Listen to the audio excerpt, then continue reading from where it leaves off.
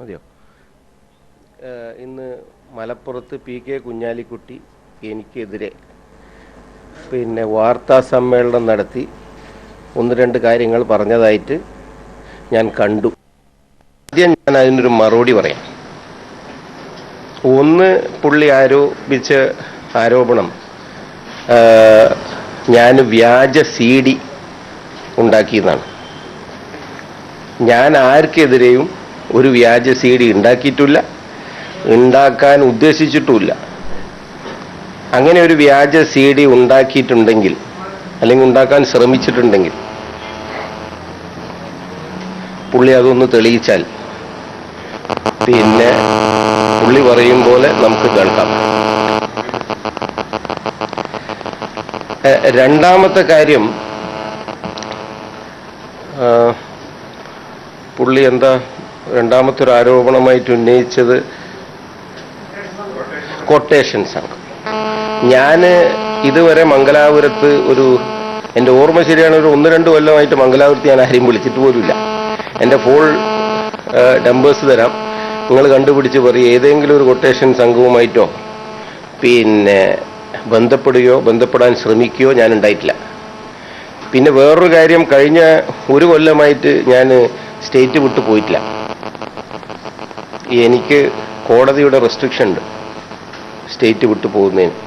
അതുകൊണ്ട് തന്നെ ഞാൻ സ്റ്റേറ്റ് വിട്ടു പോയിട്ടില്ല. പിന്നെ ഇപ്പൊ ഈ പറയുന്നവർ അവരെന്നെ ആരെ കൊണ്ടെങ്കിലും വിളിപ്പിച്ചോന്ന് എനിക്കറിയില്ല. പലരും എന്നെ ബന്ധപ്പെട്ടിട്ടുണ്ടാവും.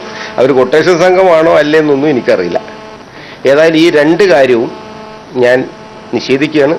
മാത്രവുമല്ല, ഇതിപ്പോൾ ഇങ്ങനെ ഒരു ആരോപണം വന്ന സ്ഥിതിക്ക് ഇത് തെളിയിക്കേണ്ടത് എൻ്റെയും കൂടി ഒരു ആവശ്യമാണ്. അതുകൊണ്ട് I M seriously considering putting in a request to the government and to the Chief Minister to conduct an inquiry and to find out what is the truth. ഇതാണ് ഇന്ന് പുള്ളി വാർത്താ സമ്മേളനം നടത്തി ഉന്നയിച്ച 2 കാര്യങ്ങൾക്കുള്ള മറുപടി. അതിലെന്തെങ്കിലും ഇനി നിങ്ങൾക്ക് ചോദിച്ചാൽ ഞാൻ ബാക്കിയിലേക്ക് കിടക്കാം.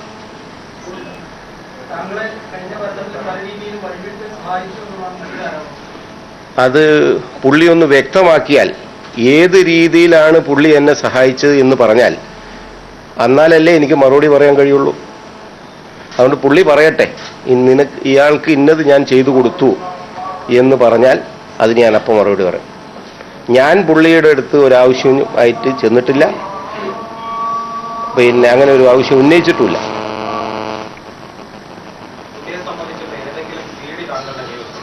ഒട്ടുമില്ല, ഒന്നുമില്ല.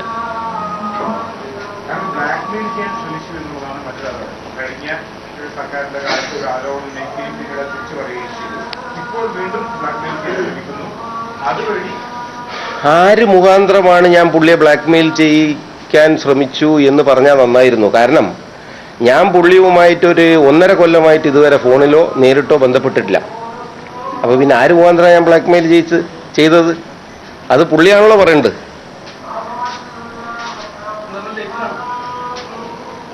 സൗഹൃദത്തിലല്ല എന്നുള്ളത് ഇപ്പൊ മനസ്സിലായി കാണുമല്ലോ.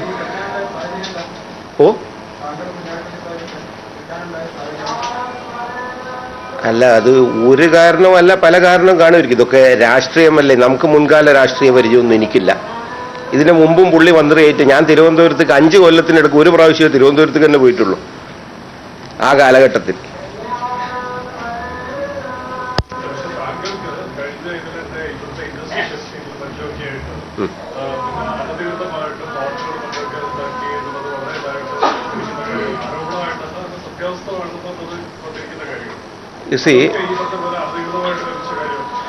ഏതാണെന്നൊന്ന് സ്പെസിഫിക് ആയിട്ട് ചോദിച്ചാൽ ഞാൻ മറുപടി പറയാം. വെസ്റ്റിൽ ഇൻഡസ്ട്രിയൽ എസ്റ്റേറ്റിൽ ഷെഡ് ഒഴിവുണ്ടെങ്കിൽ ആരപേക്ഷിച്ചാലും പ്രയോറിറ്റി ബേസിൽ ആർക്കും കിട്ടും. ഇതൊന്നും ഔട്ട്റൈറ്റ് പർച്ചേസ് അല്ല, വാടകയ്ക്കാണ്. മാത്രവുമല്ല, ഇപ്പം അടുത്ത് തന്നെ അവിടെ 2 എണ്ണം ഒഴിഞ്ഞു. ഞാൻ ചോദിച്ചില്ല, എനിക്ക് കിട്ടിയില്ല, വേറെ ആൾക്കാർക്ക് കിട്ടി. പിന്നെ അതൊരു ഔട്ട്റൈറ്റ് പർച്ചേസോ അല്ലെങ്കിൽ ഫ്രീ ആയിട്ട് നമുക്ക് തരുന്നോ അല്ലല്ലോ. It's all on rental.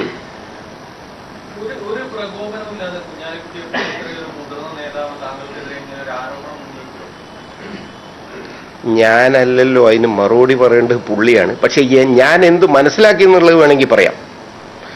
കുറെ കാലങ്ങളായിട്ട് ഞാനും പുള്ളിയുമായിട്ട് അങ്ങനെ ബന്ധപ്പെടാറോ, പുള്ളി എന്നെയോ ഞാൻ പുള്ളിയോ വിളിക്കാറില്ല, സംസാരിക്കാറില്ല, വളരെ വിട്ടു നിൽക്കുകയാണ്. എലക്ഷനൊക്കെ അടുത്ത് വരുമല്ലേ. ഇനി എൻ്റെ പുള്ളിൻ്റെ കൂടെ നടന്ന ആളായതുകൊണ്ട് എന്തെങ്കിലും ഞാൻ പറയാൻ സാധ്യത ഉണ്ടെന്നോ അല്ലെങ്കിൽ പറഞ്ഞാലോ എന്ന് വിചാരിച്ചിട്ട് അതിന് തടയിട്ടതാണെന്നാണ് ഞാൻ മനസ്സിലാക്കുന്നത്. പറയാനുണ്ട്, ഞാൻ ഇത് കഴിഞ്ഞിട്ട് പറയാമെന്ന് പറഞ്ഞല്ലോ.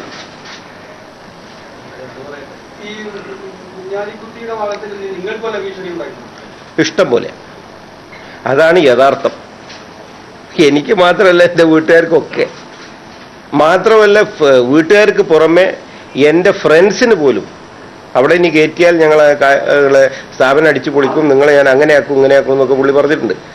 ഞാൻ പറഞ്ഞില്ല, അതിൽ ആവശ്യമില്ലാത്തവരൊക്കെ ഇൻവോൾവ് ചെയ്യാൻ എനിക്ക് പ്രയാസമുണ്ട്. പേര് പറഞ്ഞ് ഇനി അവരും കൂടി ഒരു കോൺട്രവേഴ്സിയിലേക്ക് കൊണ്ടുവരണ്ടല്ലോ.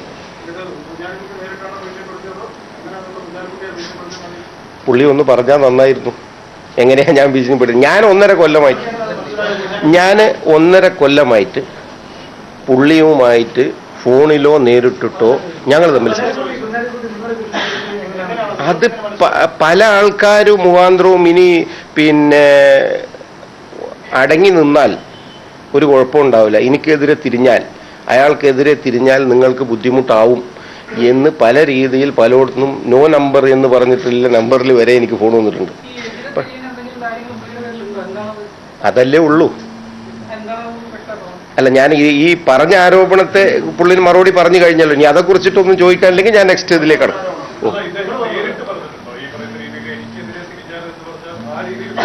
പറഞ്ഞിട്ടുണ്ട്, എന്നോട് പറഞ്ഞിട്ടുണ്ട്. അല്ല, ഞങ്ങൾ തമ്മിൽ ഈ 10-14 കൊല്ലത്തെ ഞാൻ പറഞ്ഞല്ലോ, ഇത് കഴിഞ്ഞാൽ ഞാൻ അതിൻ്റെ ഒരു ഫുൾ ഹിസ്റ്ററിയിലേക്ക് പോയിരുന്നു. അപ്പൊ ഈ പറഞ്ഞ ആരോപണത്തിന് ഞാനിപ്പോ ഒന്ന് മറുപടി പറഞ്ഞേ മാത്രമേ ഉള്ളൂ. അതം കഴിഞ്ഞാൽ ഞാൻ തുടക്കം മുതലുള്ള ഞങ്ങൾ തമ്മിലുള്ള ബന്ധവും അതിന്റെ മുമ്പുള്ള ചരിത്രവും ഒന്ന് പറഞ്ഞാൽ തരാം.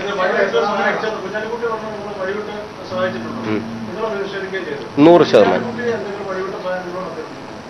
വഴിവിട്ട് സഹായിച്ചിട്ടേ ഉള്ളൂ. ശരി, ഞാൻ പുള്ളി എൻ്റെ കോ ബ്രദറാണ്. We have married sisters. പിന്നെ അക്കാലത്ത് ഞാൻ വേറെ ഏത് കോ ബ്രദർ ഉണ്ടോ അതുപോലുള്ള ഒരു ബന്ധമേ അദ്ദേഹവുമായിട്ട് ഉണ്ടായിട്ടുള്ളൂ. പിന്നെ വളരെ അകന്ന ഒരു ബന്ധം. അടുത്ത കാലത്ത് ഈ പ്രശ്നം വരുന്നതിൻ്റെ മുൻപ് വരെ, ഈ പുള്ളി ഇതിൻ്റെ മുമ്പ് 91 മന്ത്രിയായ കാലത്ത് 5 കൊല്ലം മന്ത്രിയായിരുന്നിട്ട് ഞാൻ ആകെ ഒരേ ഒരു പ്രാവശ്യം തിരുവനന്തപുരത്ത് പോയിട്ടുള്ളൂ, അദ്ദേഹത്തെ കാണുകയുണ്ടായിട്ടുള്ളൂ.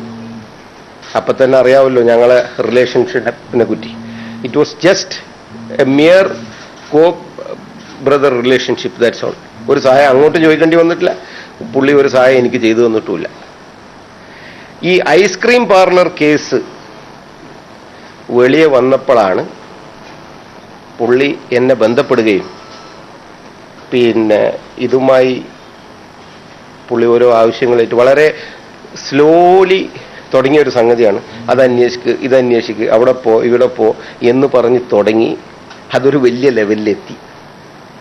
പിന്നെ പുള്ളിൻ്റെ കൂടെ ഈ കേസ് നടത്താനും മറ്റ് എല്ലാ കാര്യങ്ങൾക്കും കൂടെ നടക്കാനും ഇതിൽ പിന്നെ വിക്ടിംസ് എന്ന് പറയുന്ന അവരുമായിട്ട് കരാറുകൾ ബന്ധപ്പെടാനും ഇതിനൊക്കെ എന്നെയാണ് പുള്ളി ഉപയോഗിച്ചത്. അതാണ് ഞങ്ങളുടെ ബന്ധത്തിൻ്റെ തുടക്കം. അതിനുശേഷം പിന്നെ നമ്മളിപ്പോൾ ഞാൻ തുടക്കത്തിലൊക്കെ ധരിച്ചിരുന്നത് എന്താന്ന് വെച്ചാൽ ഒരാൾ പറയുന്നതാണല്ലോ ചെയ്യുക എന്നാണ് ഞാൻ മനസ്സിലാക്കിയിരുന്നത്.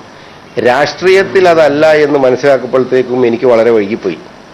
പറയുന്നതും ചെയ്യുന്നതും തമ്മിൽ ഒരുപാട് മാറ്റമുണ്ട് എന്നുള്ളത് എനിക്ക് പിന്നീടാണ് മനസ്സിലായത്. എനിവേ, ഈ ഐസ്ക്രീം പാർലർ കേസ് വന്നു. പുള്ളി തുടക്കത്തിൽ ആദ്യം തന്നെ എന്നെ ഏൽപ്പിച്ച ദൗത്യം എന്തായിരുന്നു എന്ന് വെച്ചാൽ, പുള്ളിൻ്റെ പേര് പറഞ്ഞ 2 വിക്ടിംസ് ആയിരുന്നു.